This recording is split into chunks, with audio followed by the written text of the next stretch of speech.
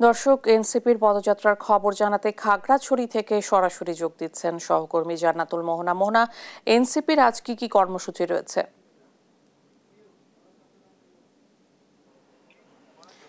আমরা এই মুহূর্তে অবস্থান করছি চিটাগং জেলার হোটেল সৈকতের ঠিক সামনে, যেখানে অবস্থান করছে এনসিপির কেন্দ্রীয় নেতৃবৃন্দ। এবং এখন এই মুহূর্তে আমরা অপেক্ষা করছি, কেননা তাদের গাড়ি বহর যখন বের হবে তাদের সাথে তখনই আমরা চলাচল শুরু করব। আজকে দেশ জুড়ে জুলাই পদযাত্রার 21তম দিনে জাতীয় নাগরিক পার্টির কেন্দ্রীয় নেতৃবৃন্দ তারা পদযাত্রা করতে প্রথমে যাবেন খাগড়াছড়িতে, এবং খাগড়াছড়ি থেকে এরপর তারা ওখানে পদযাত্রা করে পথসভা করে তারপর তারা যাবেন ফেনী জেলায়, এবং ফেনী জেলাতে পদযাত্রা বা পথসভা শেষ করে এরপর তারা নোয়াখালীর উদ্দেশ্যে রওনা হবেন। এবং আজ রাতে তারা নোয়াখালীতে অবস্থান করবেন এবং আগামীকাল সকালে তারা নোয়াখালীতে পদযাত্রা করে পথসভা করবেন। আপনি জানেন যে চট্টগ্রামের শহীদ ওয়াসিমের কবর জিয়ারত করতে আজ সকালে সেখানে উপস্থিত ছিলেন দলের আহ্বায়ক নাহিদ ইসলাম।